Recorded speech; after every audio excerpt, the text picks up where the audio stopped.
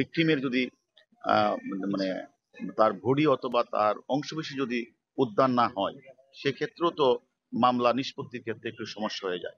সেই কারণেও আমরা এখানে এসে আমাদের মূল কাজটি ছিল, আপনারা দেখেছেন আমরা 2 দিন ঝড় বৃষ্টির মাঝে আমরা, আপনারাও সাথে ছিলেন, আমরা বিশেষ করে আমি সিআইডির পুলিশকে ধন্যবাদ জানাই। তারা আমাদের সাথে তাদের কাছে যে একজন গ্রেপ্তারিত আসামি ছিল, সেই আসামিকে নিয়ে আমরা কিন্তু ওই ঘটনাস্থল আমরা পরিদর্শন করি।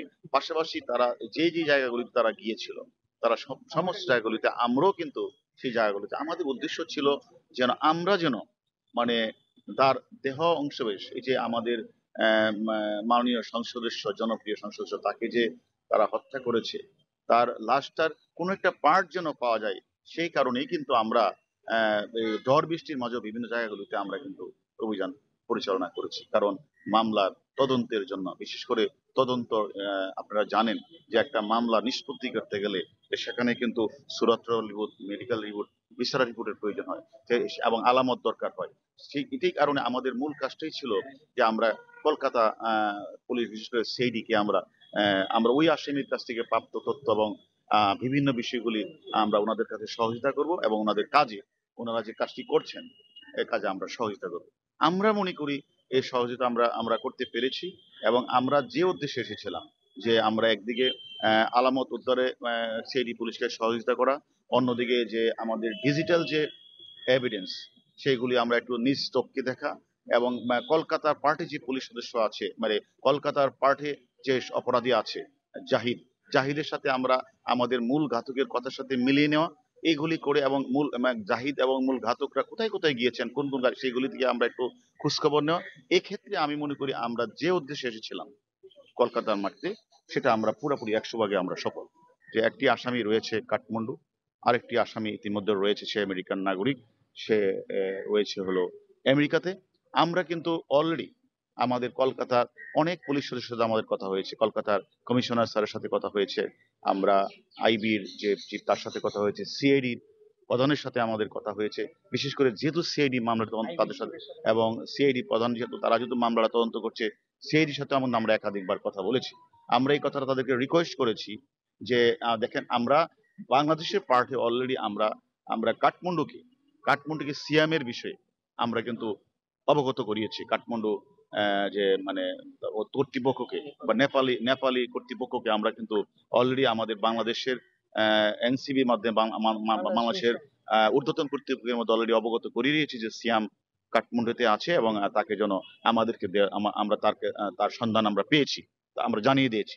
পাশাপাশি আমরা এই কথাটা কিন্তু, এই আলোচনাটা আমাদের মানে ইন্ডিয়ান পুলিশের সাথে, বিশেষ করে কলকাতা পুলিশের সাথে আমাদের কথা হয়েছে। পাশাপাশি আপনারা জানেন যে মূল যে মদতদাতা বেনিফিশিয়ারি কিন্তু এই মুহূর্তে শাহিন, সে কিন্তু অবস্থান করছে এখন হলো, আমরা যতটুকু জেনেছি যে ইউএসএ, যেহেতু পাসপোর্ট ইউএসএ আছে, সেটাও আমরা এখানকার কর্তৃপক্ষের সাথে আমরা কথা বলেছি, যেহেতু ওনাদের সাথে এক্সট্রাডিশন ট্রিটিটা আছে, মানে বাংলাদেশ আর ইন্ডিয়ার সাথে আছে, এবং তারা যেন তাদের কর্তৃপক্ষের সাথে কথা বলে তারা যেন তাকে, যেহেতু এখানে একটি হত্যা মামলা রুজু হয়েছে এবং সে তো একদম বড় রকমের অপরাধী, অতএব ইচ্ছা করলে ওনারাও যেন এই মানে উপর ঊর্ধ্বতন কর্তৃপক্ষের কথা বলে তাকে ফিরিয়ে আনার ব্যবস্থা। আমরাও আমাদের বাংলাদেশের পার্ট থেকে অলরেডি আমাদের ইন্সপেক্টর জেনারেল অফ পুলিশ, আমাদের আইজি স্যারের সাথে আমরা কথা বলেছি। অলরেডি একটা চিঠি, মানে কাঠমান্ডু যে সিয়াম আছে সেই চিঠিটা অলরেডি চলে গেছে, এবং আমরা বাকি চিঠিটাও আমরা ইন্টারপোলকে অবহিত করব, এবং বাংলাদেশে যে আমাদের বাংলাদেশে যে আমাদের মানে এম্বাসি রয়েছে, আমেরিকান এম্বাসি, সেই এম্বাসিকে আমরা মৌখিকভাবে অবগত করেছি, এবং আমরা আমরা গিয়ে তাদের সাথে সরাসরি কথাও বলবো, যেন তাকে তার বিষয়টা আমরা অবগত করাবো। আর যেহেতু এক্সট্রাডিশন ট্রিটি ইন্ডিয়ার সাথে রয়েছে, তারা তো, এবং এই এই কলকাতার মাটিতেই হত্যাকাণ্ডটি সংঘটিত হয়েছে, আমি মনে করি ওনারাও ঊর্ধ্বতন কর্তৃপক্ষের সঙ্গে কথা বলে, ওদেরকে আমরা রিকোয়েস্ট করি যেন ওরা কথা বলে তাকে ফিরিয়ে আনার ব্যবস্থা করেন। এই লাশটা মানে নির্ণয় করার জন্য ফরেনসিক ডিএনএ তো লাগবে, এটা তো আইনের ভাষায় যে এখানে এখানে আমরা যেটা মনে করি যে আপনারা হয়তো বলতে পারেন যে আমরা কিভাবে সেটা অবগত হলাম যে সেখানে সেফটি ট্যাঙ্কি এবং সোয়ারেজের লাইনটা চেক করতে হবে। এটা তো আপনাদের প্রশ্নটা, যে আসলে এটা আপনারা বারবার প্রশ্ন করছিলেন এটা যে কিভাবে, কিন্তু আসলে সেটা হচ্ছে আমরা আসলে আপনারা জানেন যে এখানে যে মানে যে মাংস মানে ইয়ে যে পাওয়া গেল না এখানে এখানে আমাদের এর বিষয়টা হচ্ছে যে আমরা যখন বাংলাদেশ থেকে আসি আমাদের যে আরেকজন আসামি আমাদের কাছে আসে 3 জনের মধ্যে আরেকজন আসামি কিন্তু সে একটু আমাদেরকে ওয়াটার থিওরির কথা বলেছিল। ওয়াটার থিওরিটা ছিল এরকম যে সে উপর থেকে পানির শব্দ পাচ্ছিল। আমরা ওইটাকে এবং বাংলাদেশের পারিপার্শ্বিকতা বিবেচনায় এনেই আমরা কিন্তু ওনাদেরকে রিকোয়েস্ট করেছিলাম, বিশেষ করে সিআইডিকে, যে একটু আপনারা সোয়ারেজ লাইন এবং কমোড প্লাস সেফটি ট্যাঙ্কি এগুলো একটু চেক করান।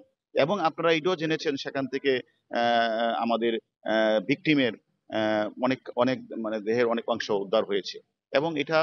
এবং এটা আমি মনে করি, যদিও এটা দরকার এখন যে ডিএনএ টেস্ট বা ফরেনসিক দরকার, তারপরও আমি মানে অস্বাভাবিকভাবে এটা আপনারা মনে রাখতে হবে যে অস্বাভাবিকভাবে এটা মানে এখান থেকে কেউ মানে ওই কোমর দিয়ে বা ইয়ে দিয়ে কেউ কখনো মানে এটা সারা পৃথিবীর নিয়মে কেউ কোনো মাংস কিন্তু এখান থেকে ফেলে না।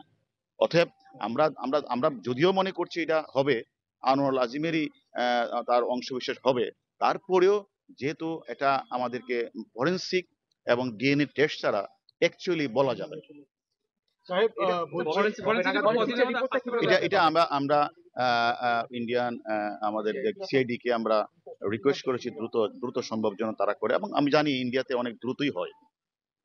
ডরিন আসছেন ভিসা নিয়ে ভিসার বিষয়টা একটু ক্লিয়ার করলে ওরা আসতে পারে। ভিসা এখনো ডরিন, হ্যাঁ ভিসা তো মানে ডরিন আসবে। আমার সাথে কালকে কথা রিং দিয়েছিল, সে অলরেডি হাই কমিশনে জমা দিয়েছে, সে বোধহয় ভিসা পেয়ে গেছে বা পেয়ে যাবে, সেও শীঘ্রই আসবে।